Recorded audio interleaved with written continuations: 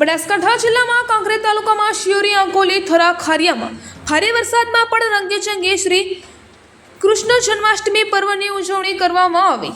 સમગ્ર દેશમાં આઝાદીના અમૃત મહોત્સવની ઉજવણી કરવામાં આવે છે, ત્યારે હવે હજારો વર્ષ પહેલાંની પરંપરા પ્રમાણે ઉત્તર ગુજરાતના બનાસકાંઠા જિલ્લાના કાંકરેજ તાલુકાના ગ્રામ્ય વિસ્તારો અને શહેરી વિસ્તારોમાં શ્રી કૃષ્ણ જન્મોત્સવની રંગેચંગે ઉજવણી કરવામાં આવી હતી।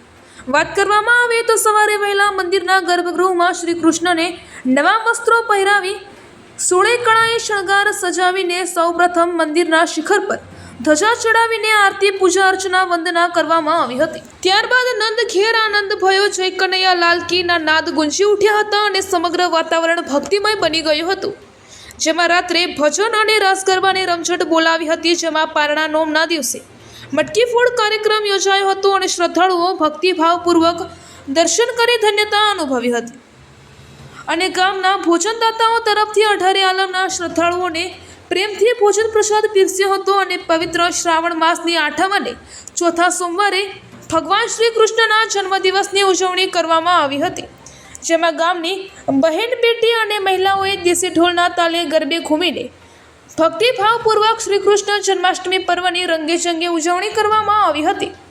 અહેવાલ રામજીભાઈ રાય, ગોર, બનાસકાંઠા।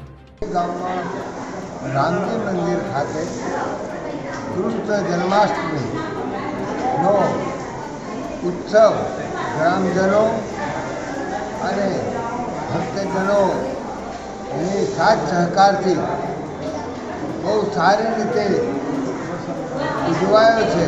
દર સાલ આ રીતે ઉજવાય છે, આ સાલ કંઈક વિશેષ ઉજવાયો છે અને લોકોએ એમાં ખૂબ રસ લીધો છે।